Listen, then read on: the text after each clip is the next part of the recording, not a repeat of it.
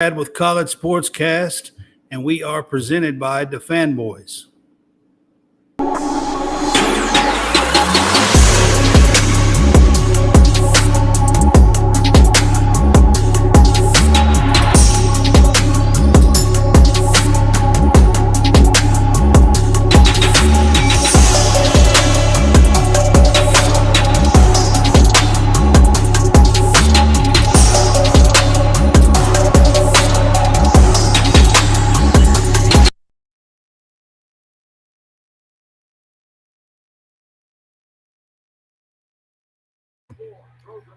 We got the Fanboys, sponsored by the Fanboys.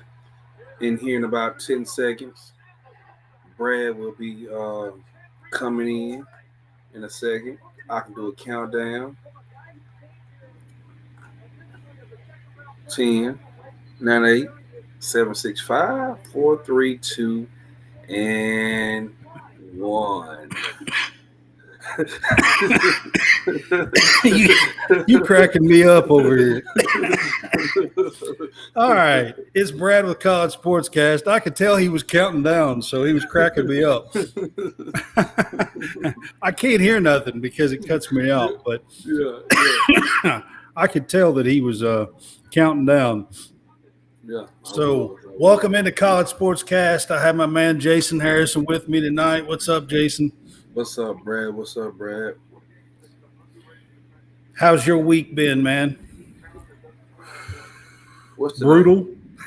Today Thursday. I was say today. No, it's Tuesday. Tuesday. That's how my week is going. Yeah. That's how my week. I'm thinking it's Thursday.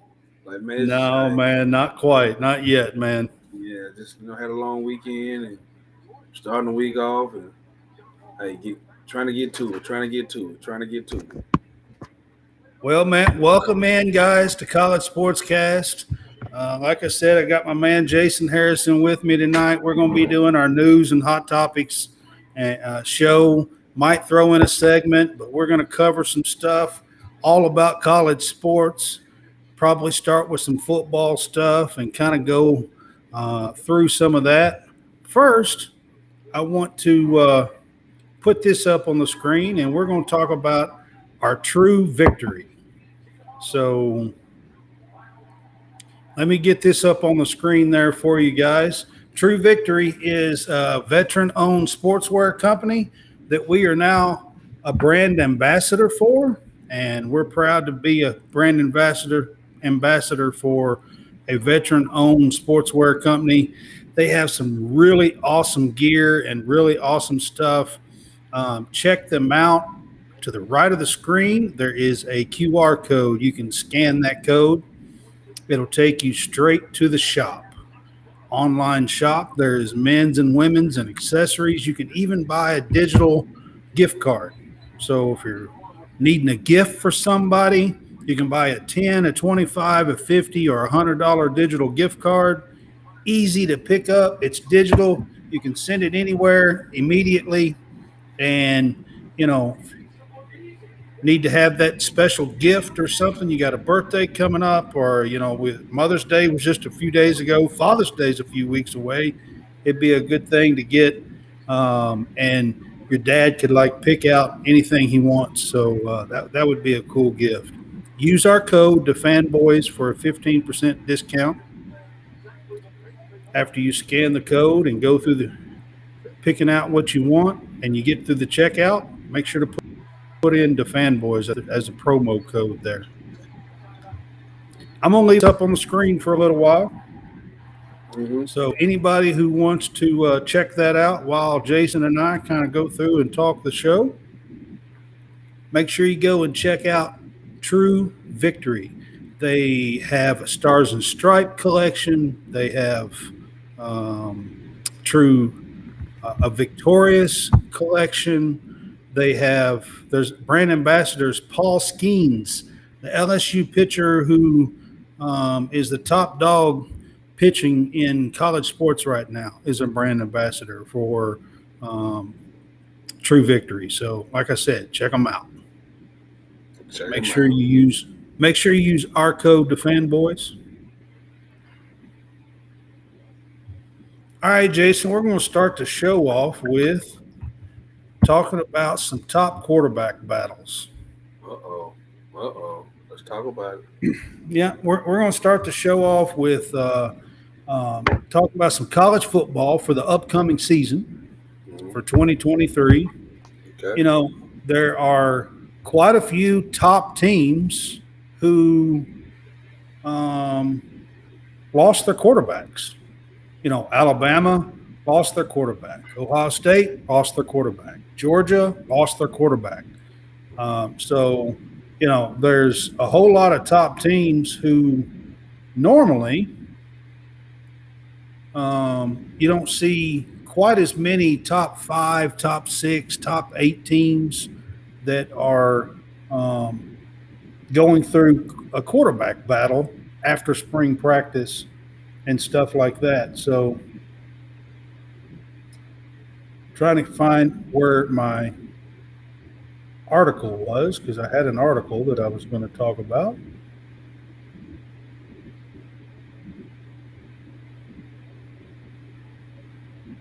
There it is.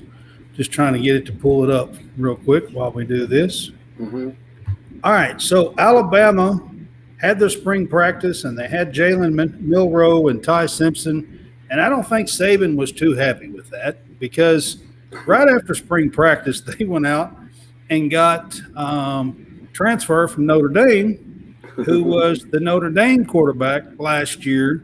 And Uh-huh. the real interesting tie to that is they brought in Tommy Rees. That's what I was figuring. They brought him Which as was OC. Was it OC or quarterback coach? the OC. OC, that's what I thought. Yeah, they brought in Tommy Rees. Nick Saban brought in Tommy Rees Mm-hmm. as the OC from Notre Dame. And now they went out and got the Notre Dame quarterback after spring practice. Mm. Tyler, and I don't know if it's Buchner or Buchner. It's Buch, not NER. So I can't remember how to pronounce his last name. I'm terrible pronouncing names anyway. But so they went out and they brought him in, and so ESPN's got a thing up right now, and they're saying the week one favorite is going to be Tyler from the transfer from Notre Dame over Mm. Jalen Milroe and Ty Simpson. And I had been hearing all along. We've had a guest or two on, and that a lot of the Alabama people were pretty high on Ty Simpson. So, you know, um, it's pretty telling that something was off because Saban wouldn't have went out and got the Notre Dame quarterback. I don't think. Right?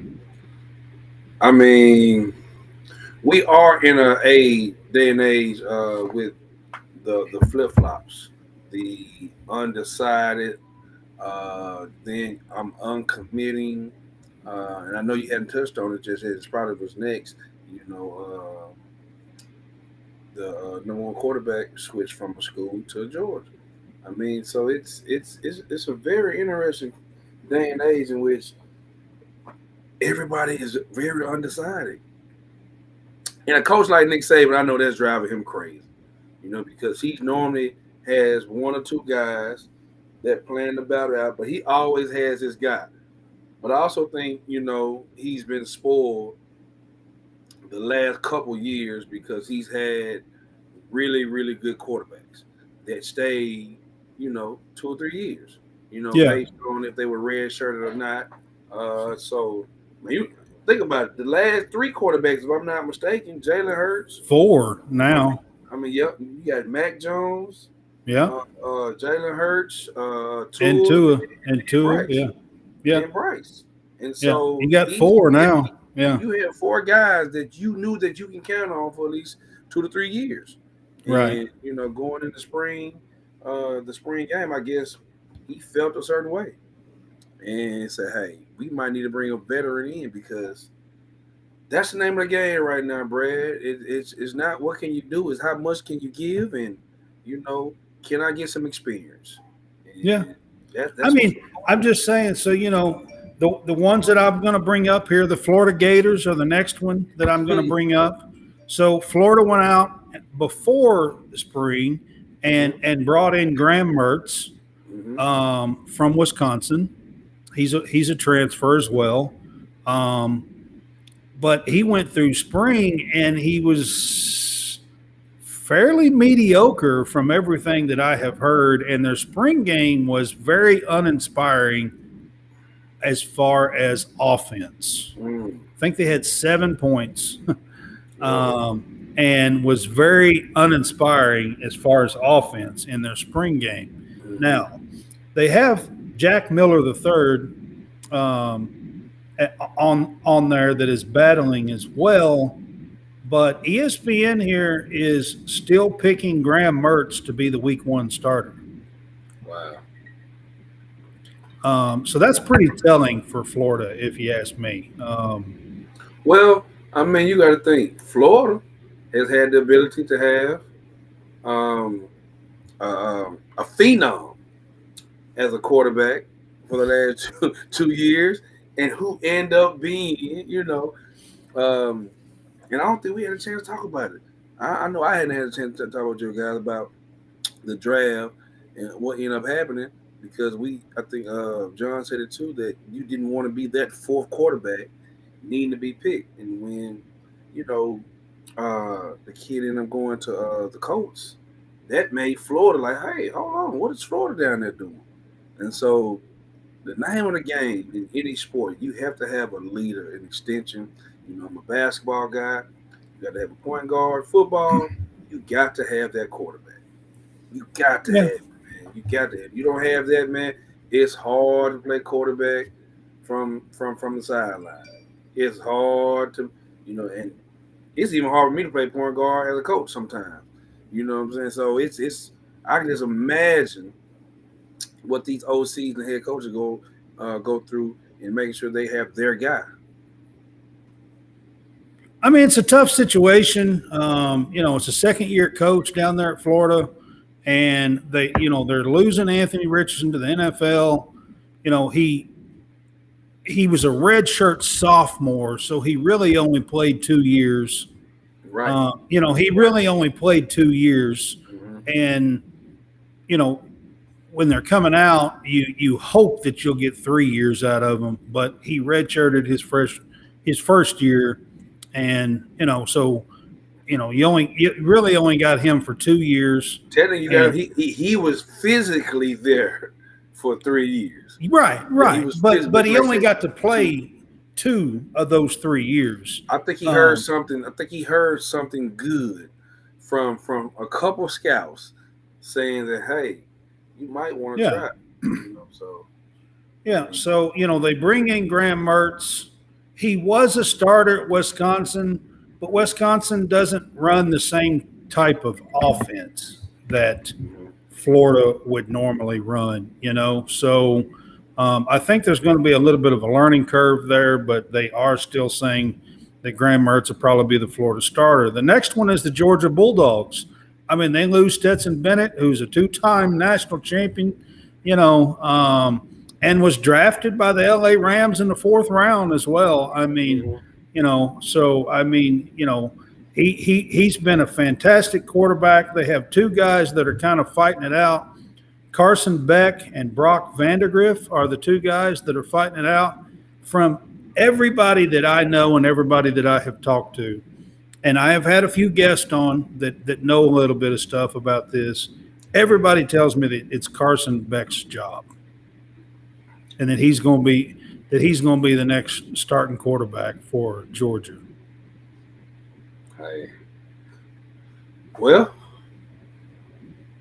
that's what everybody tells me, and I've had a few guests on. So, well, like I say, that right there in itself, he's coming in with a lot of pressure. I can't say that. Replacing a 2, man. Can you imagine coming in and I know having that's. Man, this how I quiver. I mean, he's still going to be getting to throw to Brock Bowers, which is by far the best tight end in the game. So, I mean, that's going to be a big bonus. And Brock Bowers is a good enough tight end that he can actually go out wide, and he can run routes out wide. He can run routes inside. He can block. I mean, Brock Bowers is the best tight end in the game. And this will be his last year at Georgia, too. This is number 3 for him. So, and also, you can't fail to mention, he will have some type of athletes thrown. Oh, yeah. So he will be throwing to some athletes.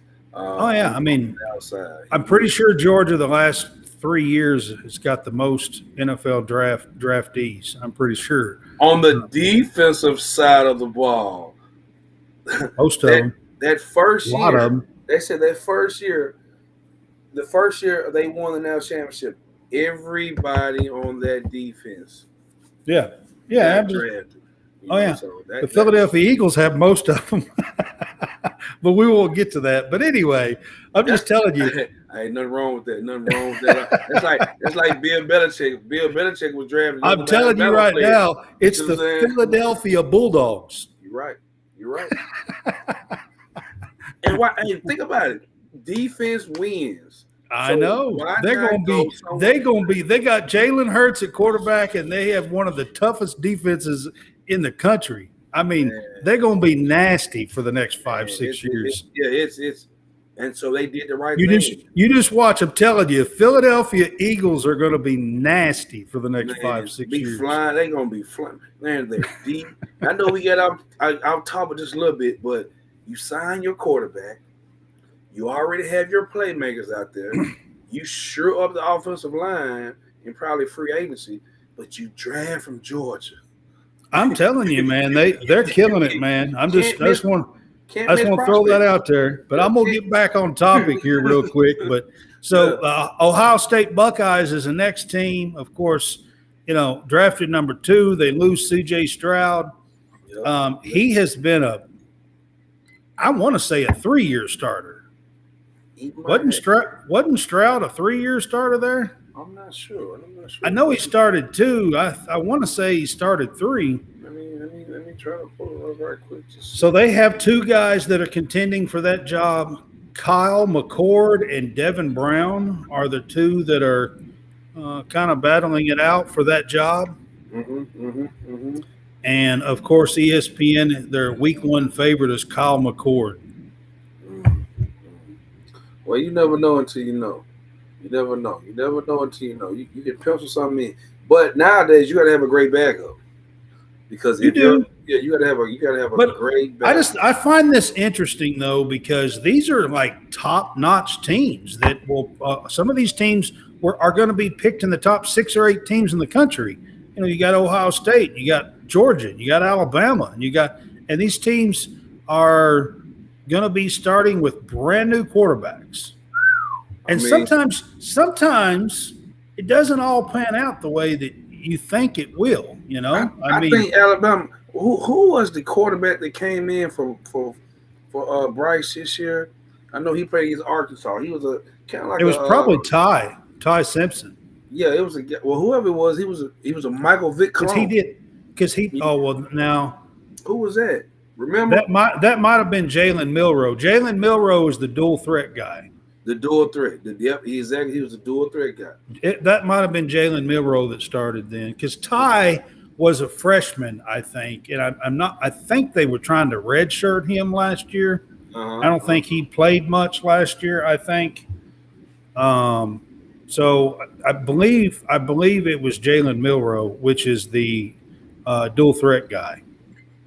But Ty is a drop back pro style quarterback. I got you. But in the SEC, you have to be mobile. You have to have some mobility now, because it is the they're coming after you.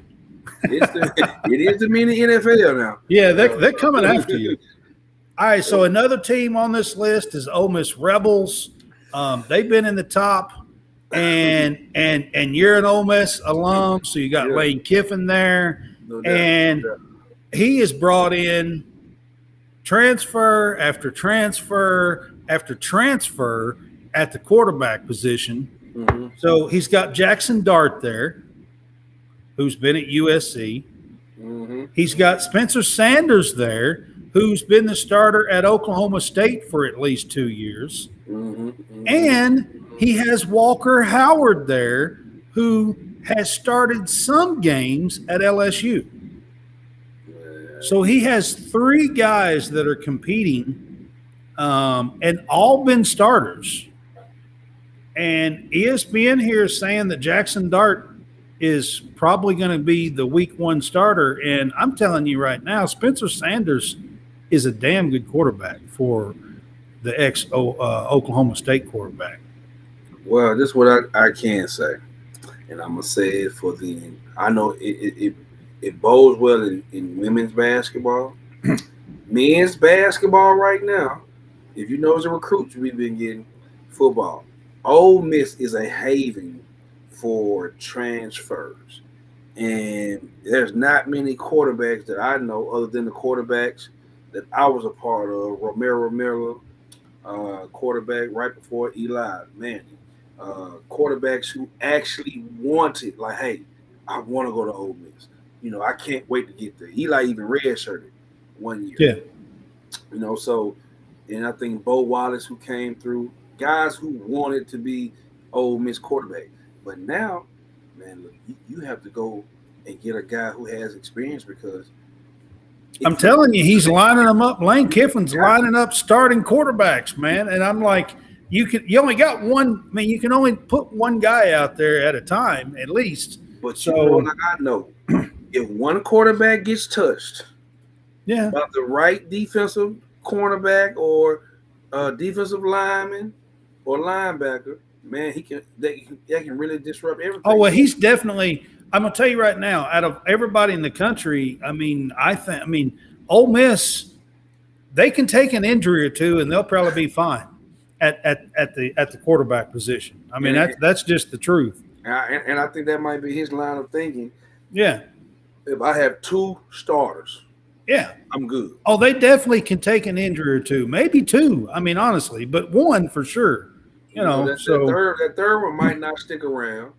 Yeah. In this day and age, but right to being able to have 2 guys who can start, man, listen. I mean, and Lane Kiffin, like he's not afraid to even have packages for a second quarterback. Oh no, he will probably. He probably will. Without a doubt. So then you got Tennessee, who's replacing Hendon Hooker, who was a 3rd-round draft pick. This could have easily been a 1st-round draft. Could have easily been a 1st-round draft. He probably would have been had he not gotten hurt. Yeah, could have easily. That's what hurt him. But so you got the freshman Nico that's coming in, but I think that's going to be Joe Milton's Joe Milton III. It's going to be Joe Milton's job, I'm pretty sure, at Tennessee. So I'm not going to take too much time on that one. I do want to bring up the Texas Longhorns. You got Quinn Ewers, who was the starting quarterback last year and was a 5-star kid coming out. He's almost certainly going to be the starter, but there are 2 5-star kids behind him. One is named Malik Murphy, and the other is named Arch Manning. I can't say I can speak for Arch Manning. Just so y'all know. I can speak about Arch Manning. I think that one thing that they did extremely, extremely well was allow Eli Manning. Because I've seen it. Eli was I was at school with Eli. They allowed Eli to enjoy college before it got serious. You see what I'm saying? So I think with the same thing, even with Arch. Well, I mean, Arch is he's a true freshman. He's going to come in. He's got a year that he could actually sit out and not a lot of hype, and not even have to worry about it. And he could redshirt and still be a freshman next year. Yes. And so that is the difference between him, because they understand, it's a process. And I did say Arch, didn't I? Yeah, did I say Eli? You said Arch. Okay. All right. It's a process.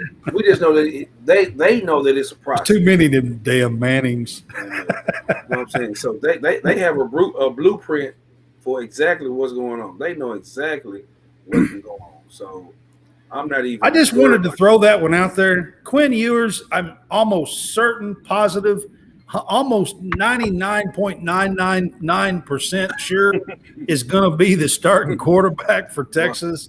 But there's two guys there that are hot off the presses quarterbacks. And like I said, one we've been hearing about since he was an eighth grader in high school or something like that, and we all know the whole family, of quarterbacks. Archie to Peyton to Eli to Arch's dad, who was a heck of a quarterback in his own right until he got hurt. Exactly. No. Arch's dad wasn't a quarterback. He was a wide receiver. He was the best athlete in the family. He wasn't a quarterback? No, he was a wide receiver. He was. But he got hurt. He hurt his neck. He had a neck injury. Yeah. He was a wide receiver. He had Archie's legs. He was an athlete. So that's why Arch is so much of a good athlete, because Arch even played. All right, I'll stand corrected. I was thinking basketball. He got hurt before college stuff, so I didn't really see him play that much. He was a hell of an athlete. That's exactly what he was. He was a hell of an athlete. I know an injury took him out. I do know that. It was a neck injury or something, wasn't it? It was a neck injury, exactly. Yeah. But you got two uncles and a granddad that understands, the position you're playing. That he's in a different situation. He's in a great situation because they know, hey, take your time. As long as you I'm pretty sure that they will. Like I said, even if Ewers gets hurt, they have Malik Murphy there that is a 5-star kid who's been there last year. I know he's been there at least 1 year, maybe 2. I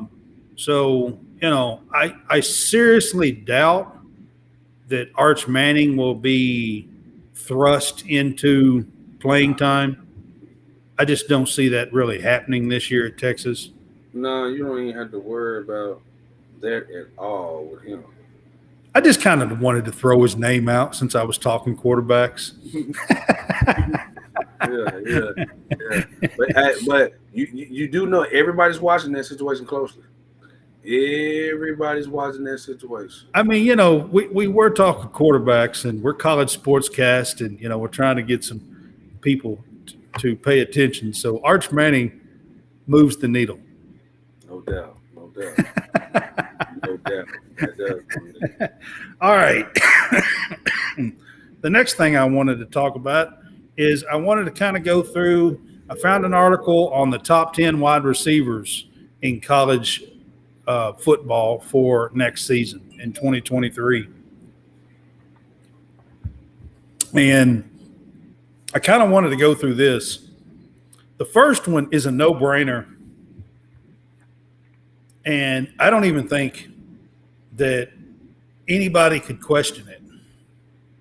The number one wide receiver in all of college football is Marvin Harrison Jr. Listen, I was just about to say. And I don't see how anybody could question that. I really don't. It's not even a question.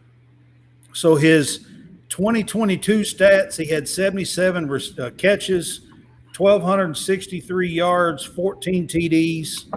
Mm-hmm.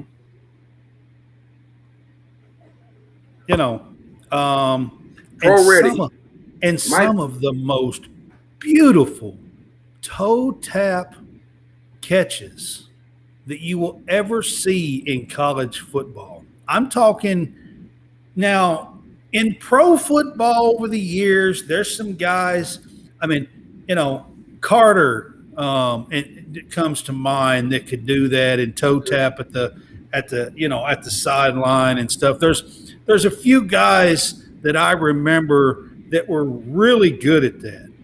Yep, I'm telling you right now, Marvin Harrison Jr., go watch some of his catches from last year if you didn't see them.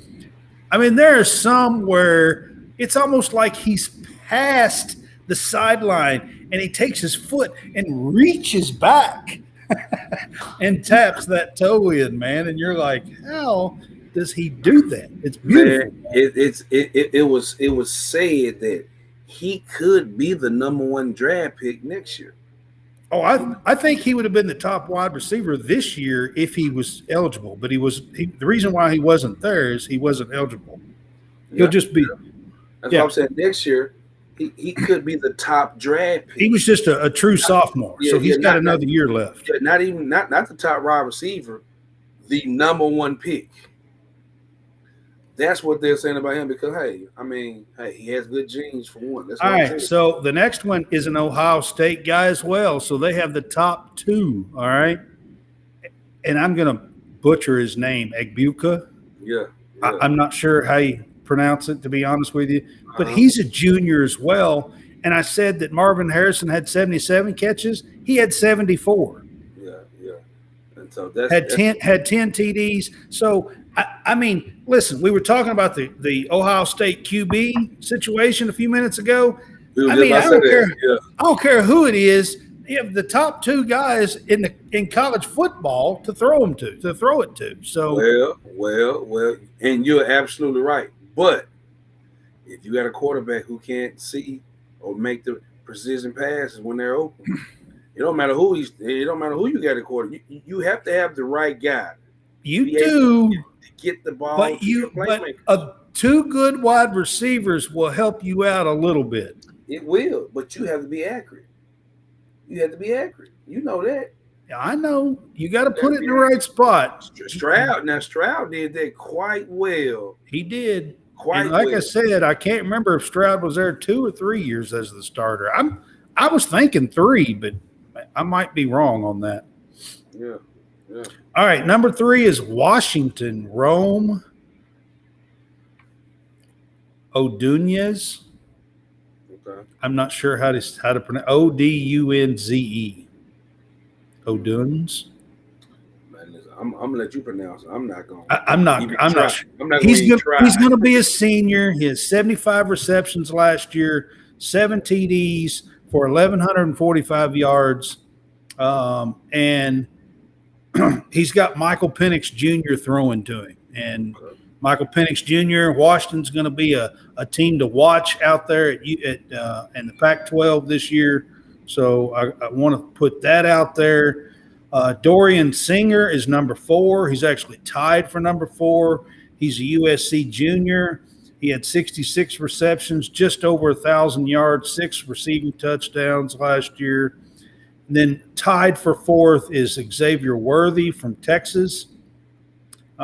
He's going to be a junior. He had 60 receptions, 760 yards, 9 TDs.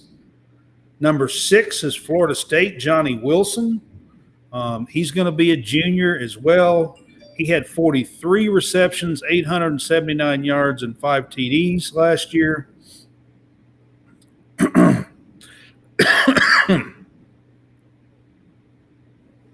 He's transferring from Arizona State, by the way, but he's going to have Jordan Travis. So, at Florida State now. So and then number 7 is Malik Neighbors from LSU. He's going to be a junior. He had 72 receptions last year, a little bit over 1,000 yards and 3 TDs. And he's got Jalen Daniels as his QB. Jalen is one of those dual threat guys at LSU, so, check them out. Number 8, Washington, again, the number 3 and the number 8, Jalen McMillan. He had 79 receptions, almost 1,100 yards, 9 TDs last year. Again, you got Michael Penix Jr. So 2 of the top 8 are from Washington with a good quarterback out there. Like I said, in the Pac-12 next year, watch out for Washington.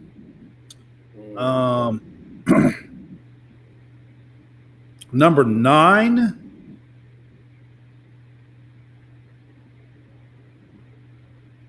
is Zachary Franklin. He's a 5th-year senior. He had 93 receptions and 15 touchdowns last year for UTSA. Whoa, he put some work in.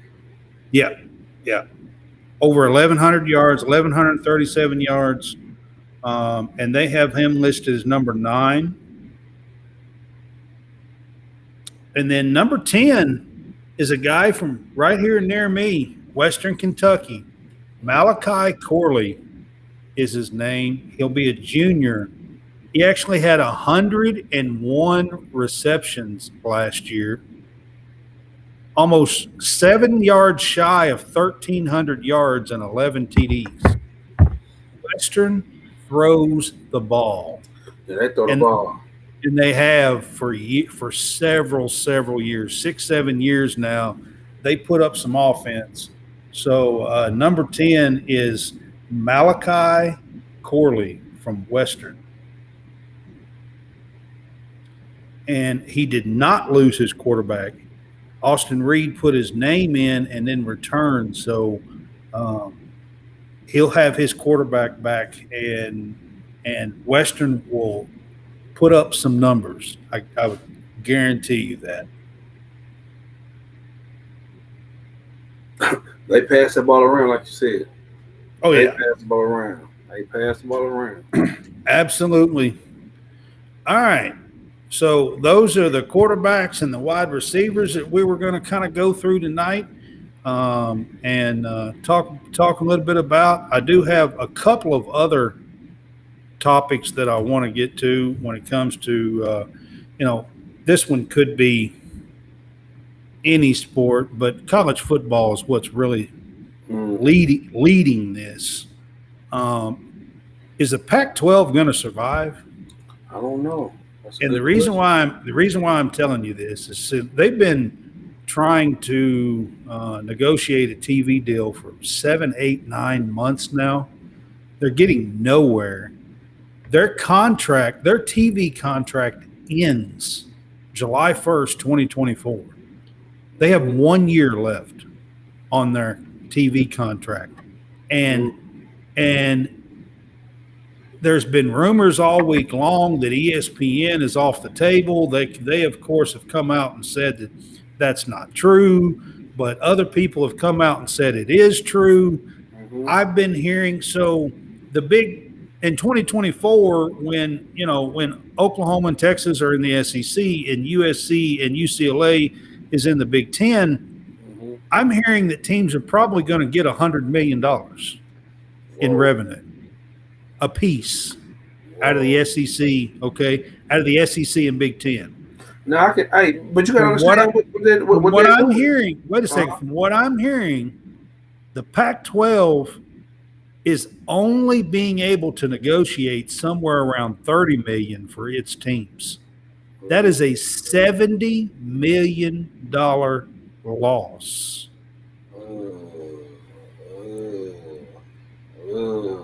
I'm telling you, it does not. I'm just telling you, it does not look good for the Pac-12. I would say this. They're counting on, and you know what I said? They're counting on Dion.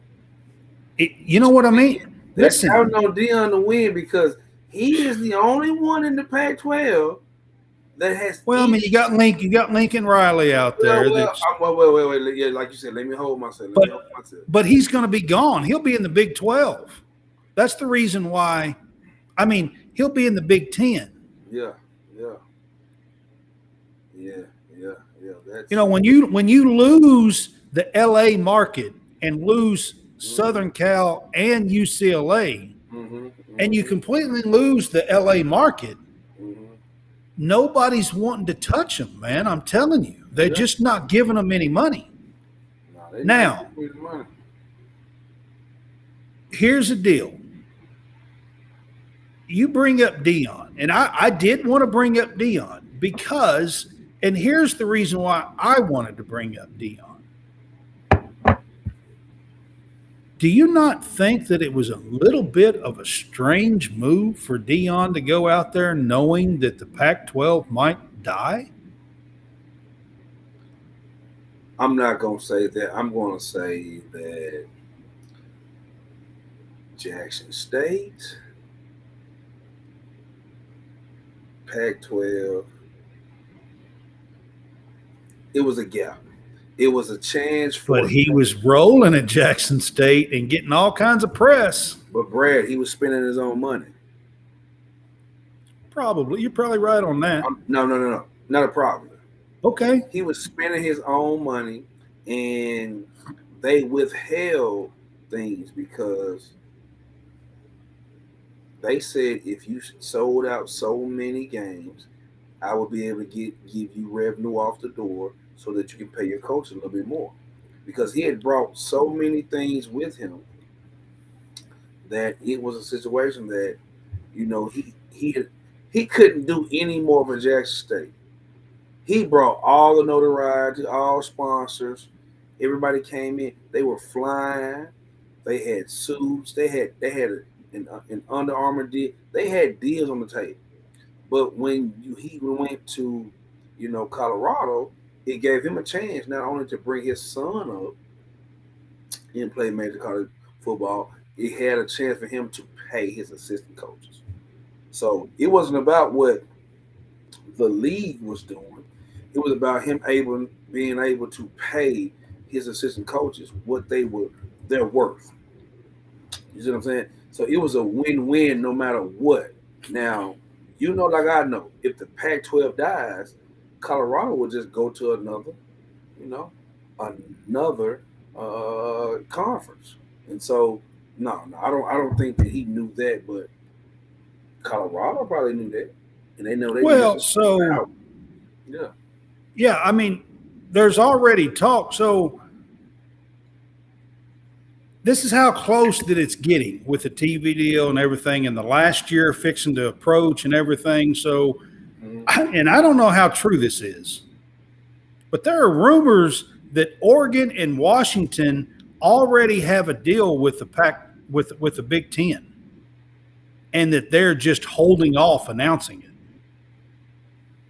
Okay, and what the Pac-12 calls the four corners, and that's the Arizona schools and Colorado and Utah, okay, have been in talks for months, 6 months or more, with the Big 12 about joining back with the Big 12. Yeah. So if something is not done soon with some kind of a TV deal, I'm going to tell you right now, I think that, after losing, if Oregon and Washington leave as well, if they pull that trigger, then I'm telling you right now, the four corner schools will be in the Big 12, and the Pac-12 is going to fold. I can agree with you on that. I can't even disagree on nothing you said. I totally agree with you on that. Now, here's the deal with the Pac-12 and the TV deal. If they're going to make a move, they've got to go get San Diego State. You're right about that. I'm telling you, they have to go get San Diego State, and they have to find one more out there to bring to the table. Yeah, you're right about that. You're right about that. That will attract some TV deals and money. San Diego State has got the basketball. They got a decent football program. It's not, top college football playoff worthy top program, but they have a decent football program. And they were in the final game of the basketball championship this past year and have had a great basketball team for the last 10, 15 years.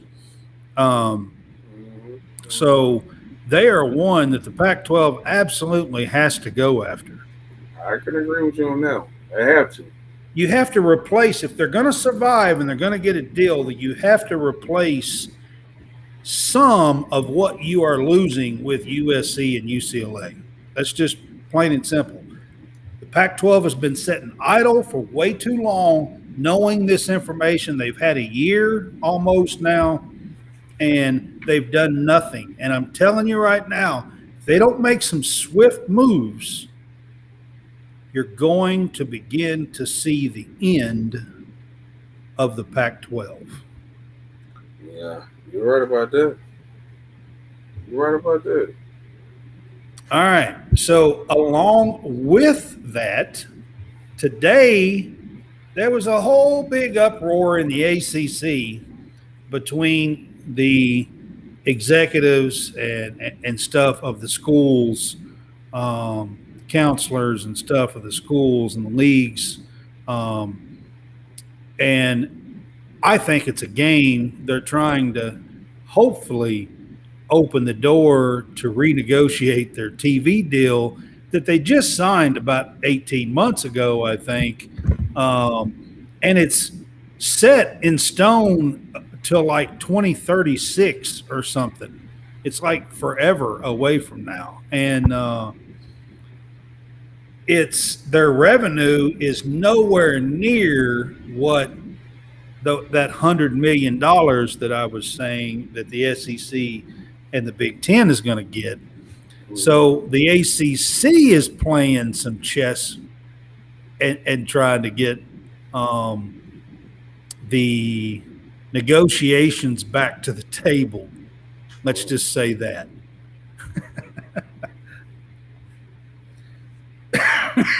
They're having their meetings. They're having their meetings, and the league directors are down there, and they're throwing dirt on each other. It's comical, actually. NC State and North Carolina are teaming up against Duke. I mean, it's kind of wild and crazy what's going on down there. It totally looks like that they're wanting to make it look like that they might fall apart. I'm pretty sure that's what they're wanting to do. I think it's just a chess match and a game to try to get the TV people back to the table. Man, oh, what you think? I mean, that's what I think. So I just find it funny that these leagues are doing this kind of stuff. In the ACC, especially when they just like they signed their stuff 6 months before all this stuff started breaking out for 2024, and I mean, it is what it is sometimes. And I'm pretty sure they signed, and they're going to get somewhere around 50 million, I think, for their teams. But when you're looking at the others and everybody, in the other two leagues, the big leagues are getting 100 million. It's a pretty big gap. But here's the deal: they're locked in that deal through 2036. Man. That's about what, $50-60 million discrepancy? Yeah. Man. I mean, but you gotta understand the SEC is the best. The SEC is the best conference in the country. And so, it's going to be hard to compete with the SEC. Now that Texas and Oklahoma's on the way, it's going to be hard, man. And then you got USC and UCLA going to the Big Ten. And I mean, these markets are just going to be huge for the Big Ten and the SEC schools. Yeah. And I thought maybe the Big 12 would be one of the conferences that would struggle and might eventually fold. But they've done a nice job. The Big 12's done a nice job bringing in some teams. They did. And they made some moves and have brought in some teams, and they look like now they will survive. And not only will they survive, if something happens to the Pac-12 or the ACC, the Big 12 is going to be there to get some of them.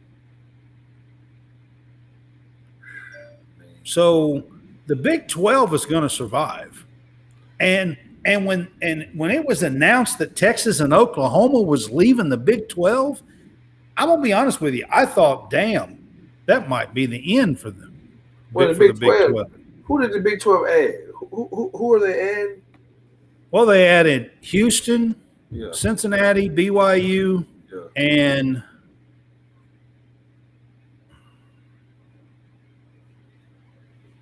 who's the other one? There's 4. Well, them knowing that they were going to lose those two big top dogs, they had to make sure they had to make sure they go out and get whoever they need to get. Yeah, but what I'm saying, the Pac-12 has known for a year and they've done nothing. Well, like you said, they might be ready to dissolve. I mean, That's my difference. The Big 12, they jumped on it and said, "Okay, man, we gotta make some moves here to survive." And the Big 12, I believe, is going to survive. yeah, The Pac-12, however, is possibly in shambles. It's in shambles. You're right about that. Yeah, I mean, honestly, it really is, and that's one of the big differences. And I kind of wanted to bring those two things up while we're doing hot topics tonight. You've got what's coming in 2024 with the Big Ten and the SEC, and it is reshaping the college world. And I don't want to say just football because it's going to affect everything. Hey, it's going to reshape everything, man. TV deals. Yeah, I mean, that says a lot. Yeah, it's going to reshape everything. So, all right, we're going to take just a little bit of a break here. I'm going to talk about and bring up our friend Howie Fresh with the Fanboys.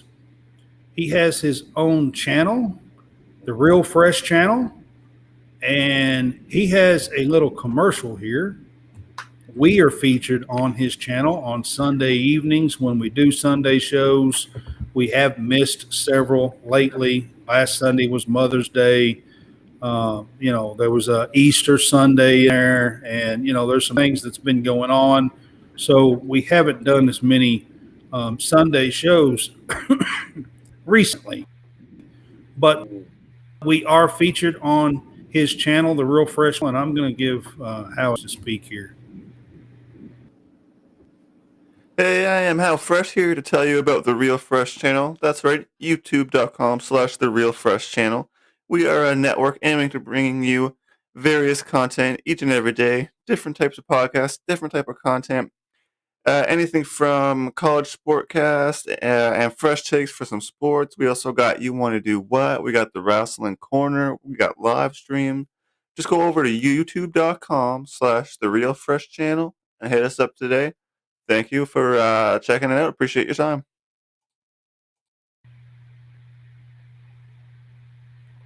Real Fresh.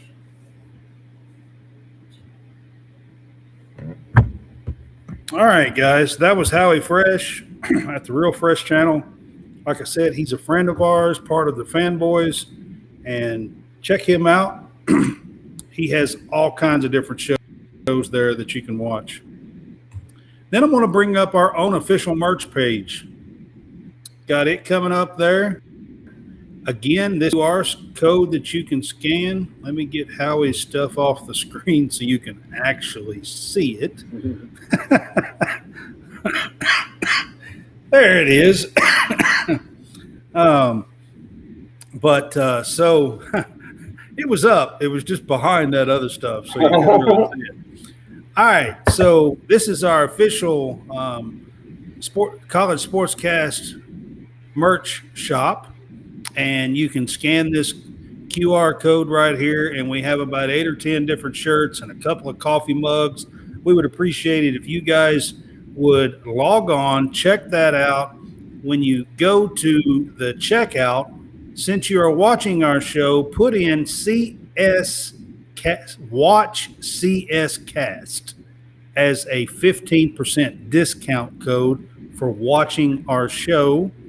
I only put that out when we are doing a show, so you have to either watch the show to get that code, or you have to watch a replay of our show to get that code. I do not post that code anywhere. Again, that code is Watch CS Cast for a 15% promo code at our own official merch shop at College SportsCast.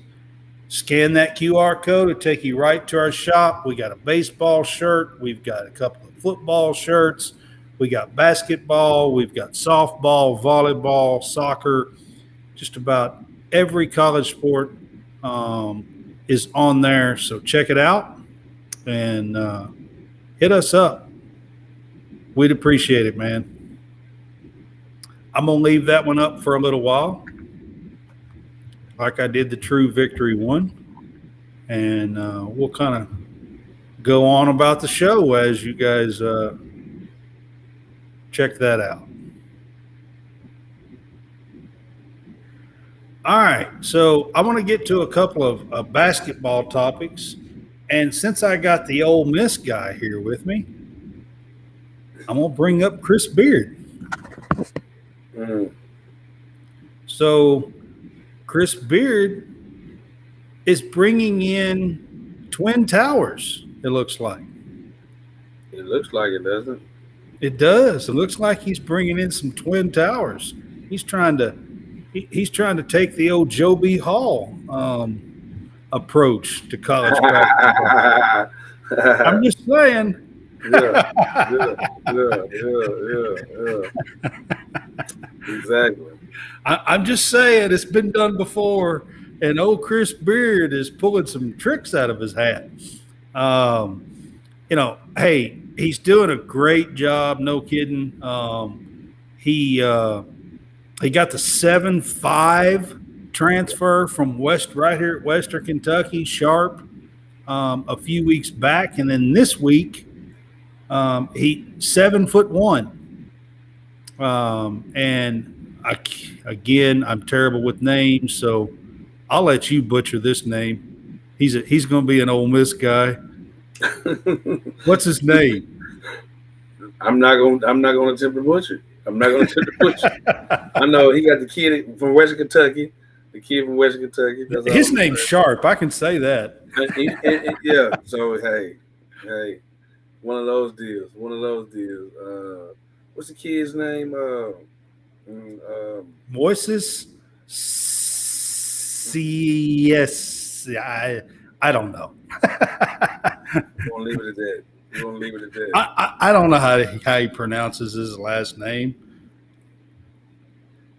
I have no idea. But anyways, that's not all he's brought in. He's actually brought in 4 quality transfers. Chris Beard has. He's brought in 3 freshmen.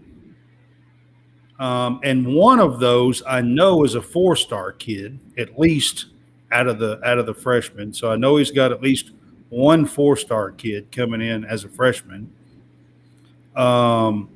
So I mean, he is changing the roster, doing it quick, just like we talk about in football. He's over half the roster is going to be new already. And I don't know how many seniors Ole Miss had. I know that 5 have transferred out.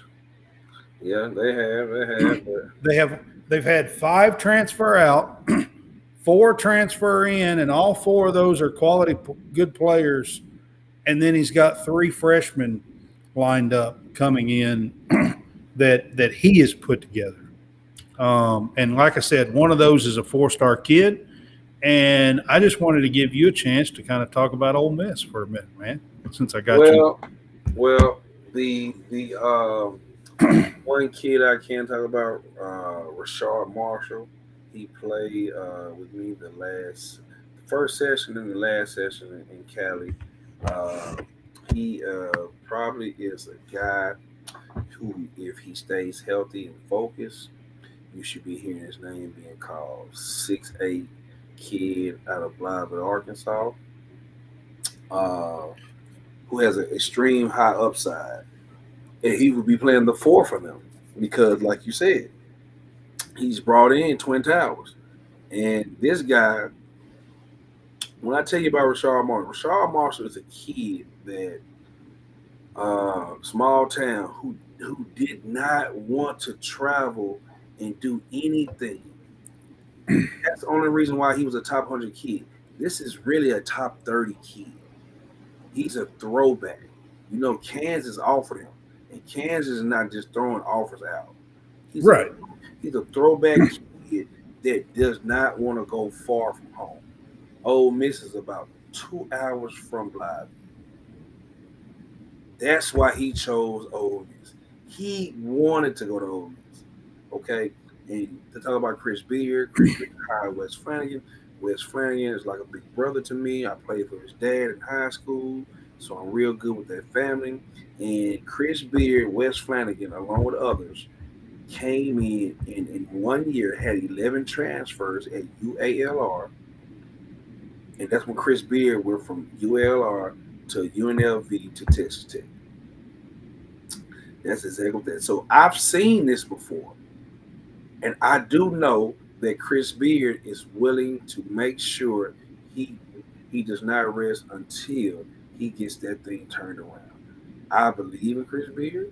It was unfortunate the situation happened in Texas, but who am I to judge? We're not judge, jury, or God. So everybody's entitled to have a comeback story, and I was happy that he got a chance to come back. But his staff he's put together an incredible staff, and all they're doing right now is working. And They're putting together, he's putting together a really good team down there at Ole Miss, and Chris Beard is a great coach. Now, He is. yes, he had his problem there at Texas, and it Mhm. cost him. Mhm. He did pay a price for it, and Mhm. Mhm. now he's trying to bounce back and rebound. That's what we all want to. That's what we all want to do in life is bounce back and rebound No doubt. from whatever. So I have no excuse me, I have no issue with that whatsoever. Mhm. Mhm. So I just want it's CISSE. I just don't know how you sit. I don't know if it's cis. Oh, sis. Is it cis? The kid from Oklahoma State. Yeah. So he was a Muse. 5-star Muse. kid in the 2020 Yeah. class, Yeah. and he actually went to Memphis. You talking about and Musa? played, You talking about Musa? Okay. and he played for Penny at Memphis for a year, and then he transferred to Oklahoma State, and now he's transferred to Ole Miss. And I think they're awaiting waivers too as well, and so hopefully that's the kid I'm talking about. He was a 5-star kid. You put him with Sharp, and you put him with the kid that you were talking about. The 6'8" guy, that you were just talking about. And I'm telling you right now, Moisa Cisse. It's Moisa Cisse? Cisse. Yeah, Okay. Cisse. Yeah, All right. That's exactly I'm what terrible trying to pronounce names, by the way, and I've been Moisa saying Cisse, yeah. I've been saying that ever since Jason's been on the show, so he'll tell you that. Exactly. All right, so I'm going to add in real quick. Watch CS Cast, 15% discount code on our official merch page right there if you scan. So while I still have it up, I wanted to do that. We're also going to go here real quick. I'm going to pull up Rick Pajohn's. He's making a little noise now as far as getting a few players. He lost the entire team when he got hired on. So, but I want to ask you this. So Mike Anderson filed a $46 million lawsuit against St. John's this week. Is that going to affect things at all at St. John's, you think, for Rick Pitino? I don't 30 some million of that he is claiming that they used to hire Pitino. Well, I mean, it's gonna be kind of hard to lure Pitino. I believe that. Yeah, I think Coach Anderson got a raw deal. Did St. John's probably use that to their advantage? They probably did. Well, so but St. John's said they fired him for cause and trying to get out of paying him. But what cause though? See, that's the thing. What cause? So and that's the reason why he's suing them for $46 million. I don't believe it was a cause enough for him to be fired, but Just But fired without pay is a different story. just fire the man. Just fire the man and pay him. If you're Yeah. going to do that, don't just try and because you think about it, Coach Anderson's been around for 30 plus years.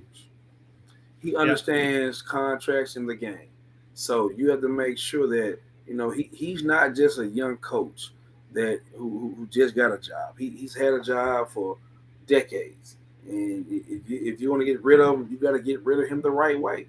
You pay him to go home and to be quiet. You don't want this cloud over you, St. John. Rick Pitino already was a risky hire. We all know that. Rick Pitino. Hey, you know Rick Pitino from the Kentucky days. You see what I'm saying? So I've known Ricky P for a long time. So you have to make sure that you go about it in the right way. Is it, and what you asked, would it be a cloud? No, it's already a cloud. It's already been a cloud. Ever since they hired Mike Anderson. Mike Anderson to me was not a St. John's type of coach. You see what I'm saying? Because he's more run and gun athletic. And when you're playing in the conversation John plays in, you have to be more methodical. You have size. You have good guard play. Well, I'm going to tell you this. Pitino has got his work cut out for him because the Big East is going to be a monster. He does. But I think a lot of the Big East mantra are leaving. UConn. You had Creighton, who was right there. They had a lot of kids to leave. They did. Yeah. Creighton has lost a couple of players transfer that's going to hurt them. Yeah, the point guard, Trey Alexander. Hey, watch me do a little plug. Hint, hint. I talked to a scout today about Trey Alexander today, who's at the NBA draft combine. I had a scout call me and talk about two of my former players and ask certain questions. And so Trey Alexander is one of those guys. So Creighton, they might end up taking a hit, but I think Marquette might be still in it, or Pittsburgh. But like I said, Rick Pitino, he's coming into a uphill battle. But I think he's the right man for the job to try to get the right players in them. Because at the end of the day, Rick Pitino is still a hell of a coach, and he still has hell of a context.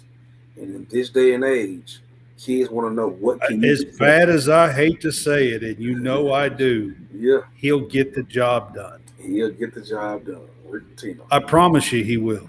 He will. Exactly. He'll have them back right there at the very least. He'll have them there.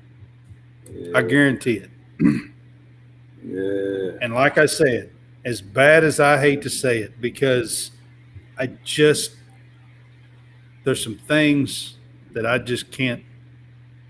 I mean, Jason, when there's some things that when you are dealing with kids, and by kids I mean young 17, adults, 18, 19, young adults, you're right. Young adults. There are things I'm old enough to be the parent, you know what I mean? And there are things that you just don't do. You can't have in your program. You can't.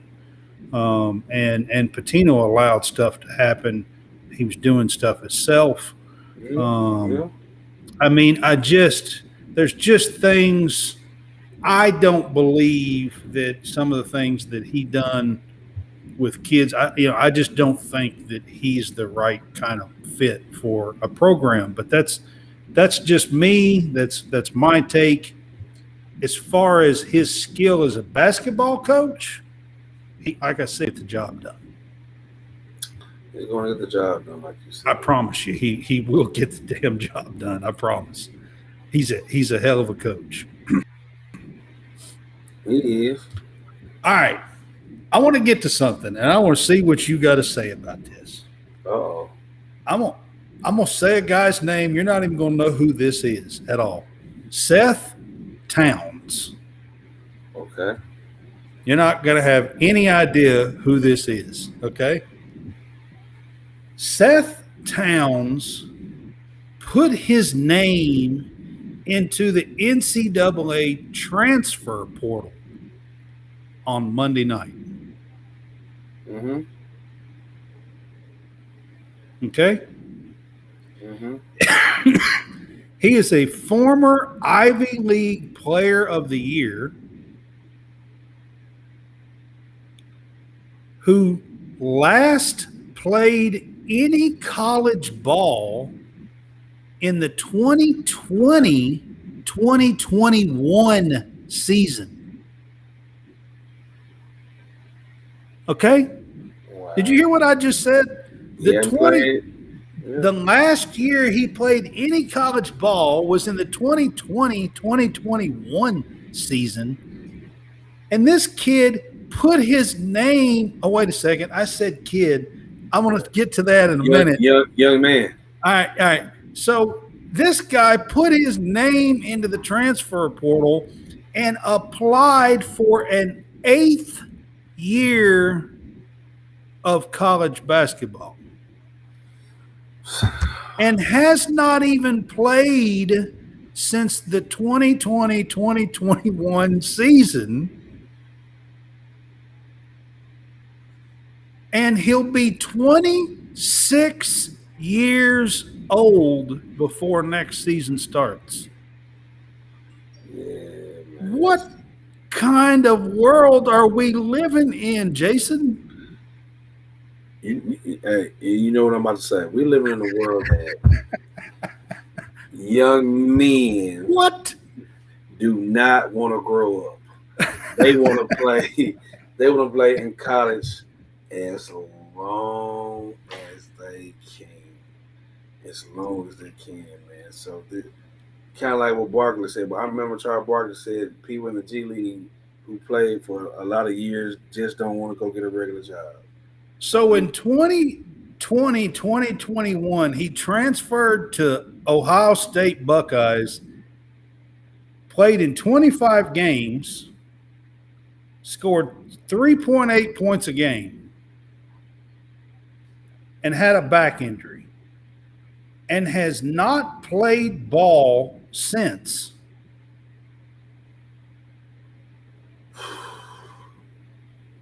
That's tough. That's tough, man. That's tough. 2.5 years ago, and now he's putting his name in the portal and applying for an 8th year of college basketball. 8th year? 8th year. That's tough, man. That's tough. That's tough. I don't know, man. 8 years. Sometimes they say you have 4. Now you have 5 to play for. You see what I'm saying? Now, you used to have 5 to play for. Then they added the COVID year, so you got 5. 6. You can play 5 for 6. 6. Yeah, You got 6.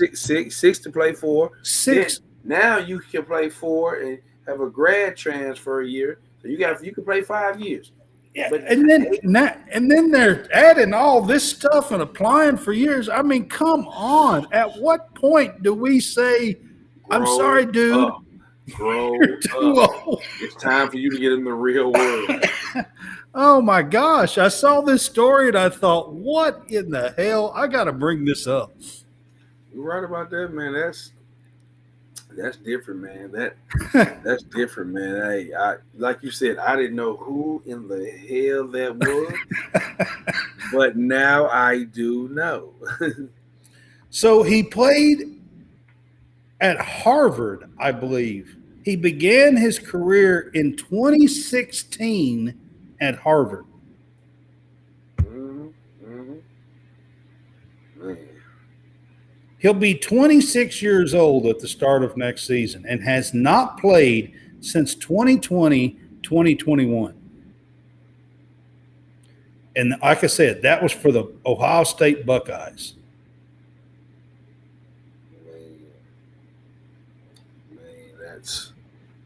That's something else right there. It's unbelievable. Like, it's just an unbelievable story. And me and you have talked about these multiple years things. We talked about it. We've talked about it, right? We've had some discussions. We've had some debates about it. And I seen it and I thought, man, it'd be the perfect time to bring this up with Jason. Hey, you know what? I can't even argue. I can't even argue with that. Man, it's time to grow up. It's time to grow up. Yeah. I mean, good grief. y'all. Surely to goodness, the That's tough. NCAA will look at that and tell the kid, I'm sorry, but you're done. Man, yeah, it's time to grow up. Time to go home. Surely.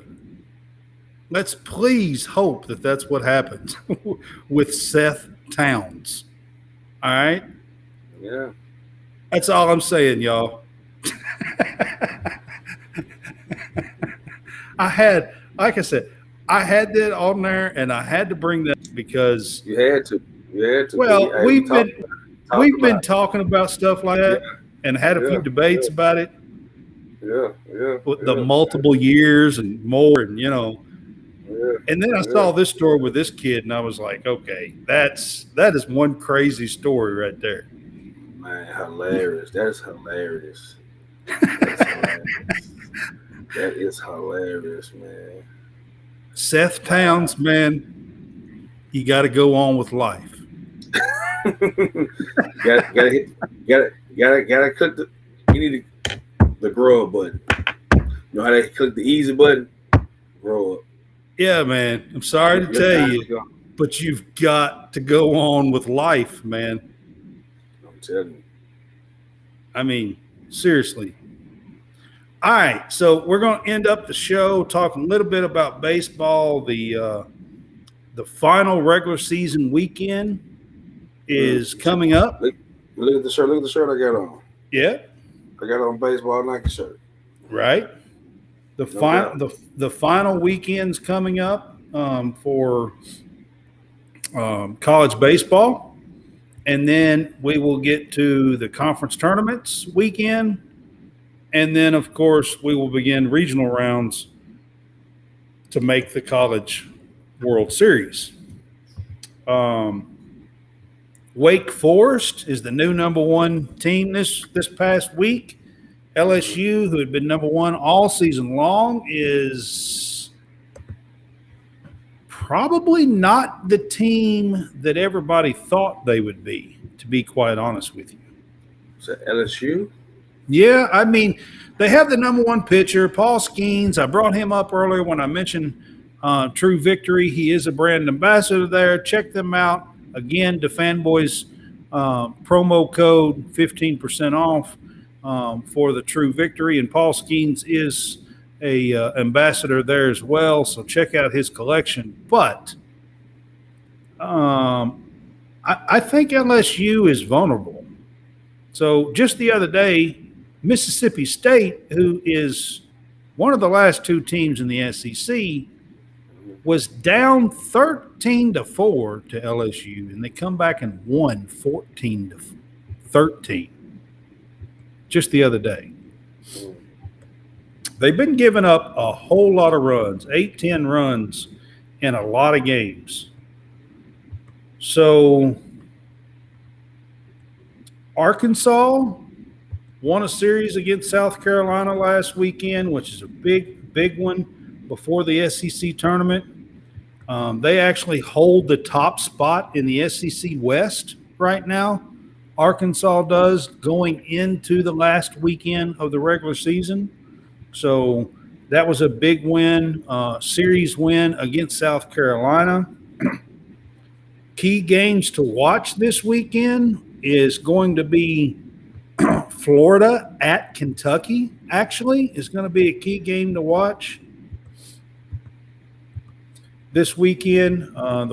Kentucky dropped 2 to Tennessee, lost the series over the weekend, but this weekend before that, they had swept South Carolina, and South Carolina was the number 3 team in the country before they played Kentucky 2 weekends ago. So, you know, Florida is a top-ranked team. They were in the top 10. I would have to look it up. I don't have that page pulled up right now. But I did want to say that a key game to watch this coming weekend, I believe, is going to be Florida at Kentucky. They play Thursday, Friday, Saturday. All games, SEC games, will be Thursday, Friday, Saturday this weekend instead of Friday, Saturday, Sunday.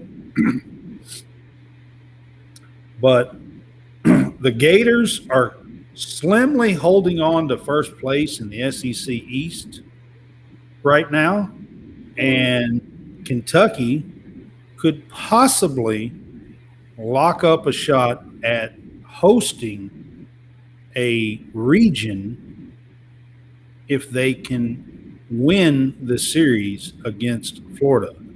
And they have the pitching to possibly do that, but Florida has some darn good hitting. So we'll see. I think it's an interesting series to watch this weekend, so I wanted to bring that one up. The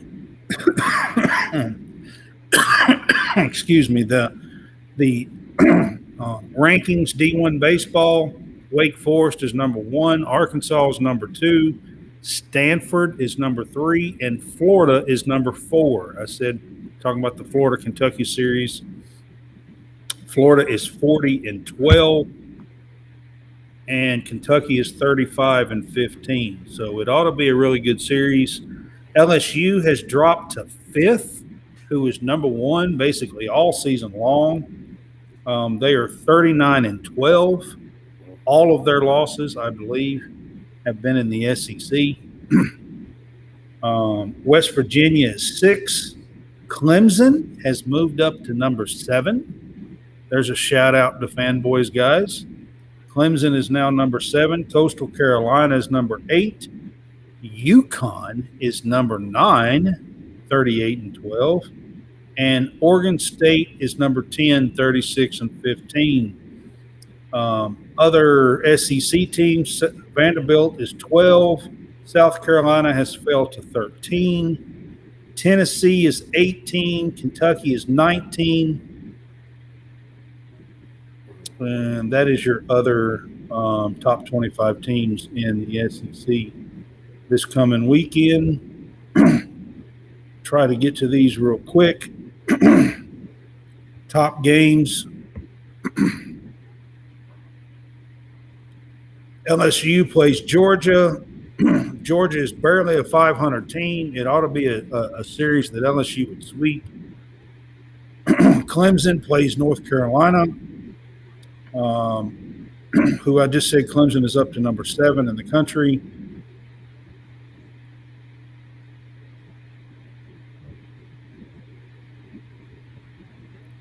Florida and Kentucky that I talked about. Arkansas and Vandy play each other at Vandy. Duke and Miami play each other that are ranked. Tennessee and South Carolina play each other at South Carolina. I think that's going to be a very important series as well in the SEC race because South Carolina was right up there. They were ranked 3 2 weeks ago. And then they got swept by Kentucky and lost the series to Arkansas. So they are 1-5 in their last 6 games. Outside of that, they were right there to lead the SEC East.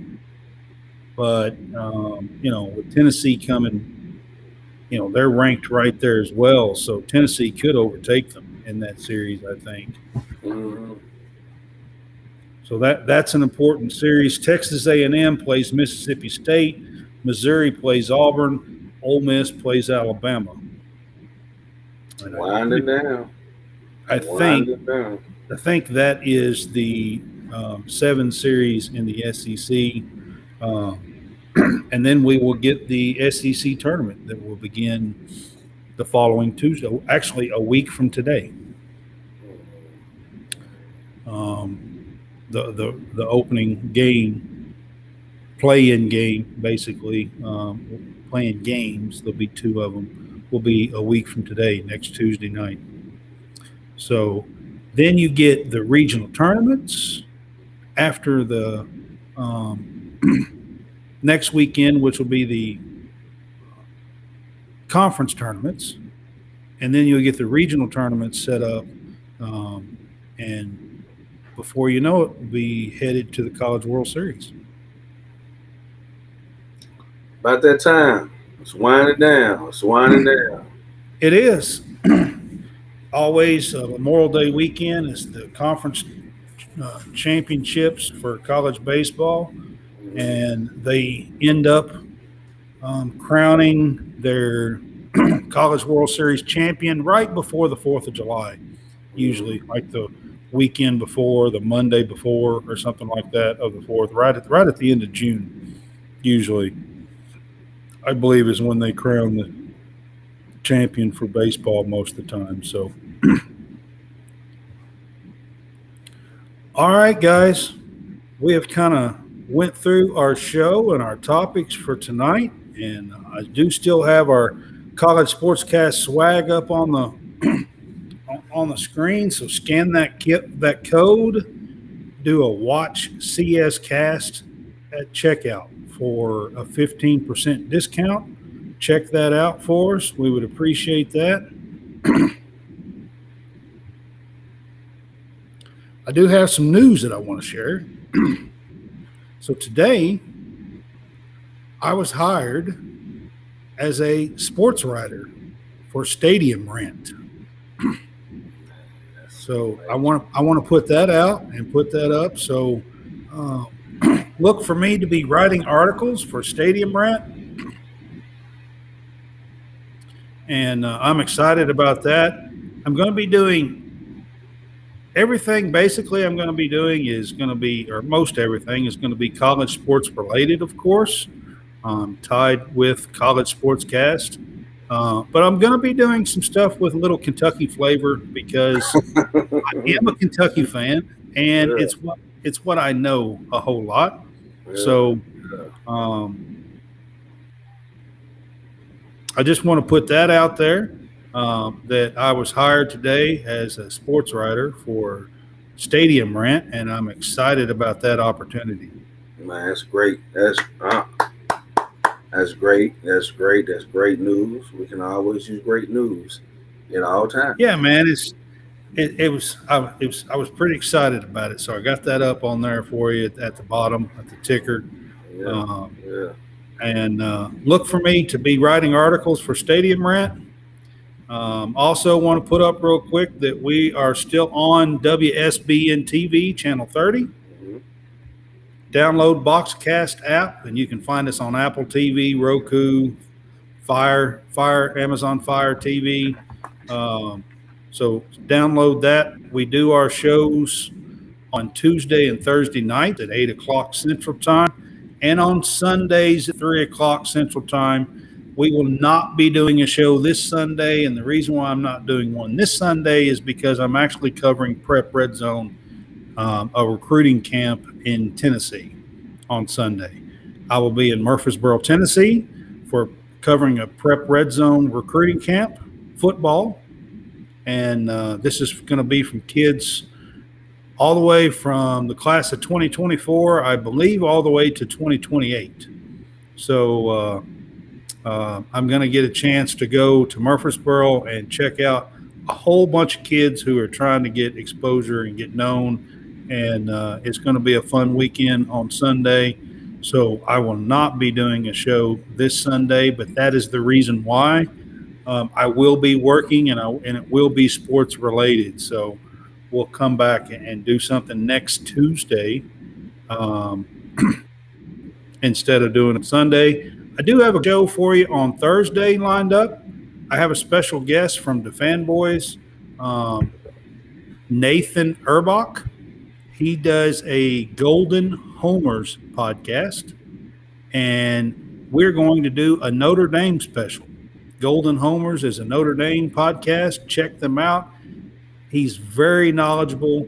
He knows anything and everything to do with Notre Dame, and we're going to run through a whole list of recruits and football news and the new basketball coach and basketball news, probably throw in some baseball stuff because he's also a baseball as well. So check that out with us on Thursday night at 8 p.m. We're going to be doing a special Notre Dame show. I think everybody, college football and stuff, will like to have a Notre Dame show from College Sportscast. So that's what we got coming up, guys. I appreciate you being on with us. Appreciate you guys. Appreciate you guys a whole lot. Jason, man, I hope you have a good night.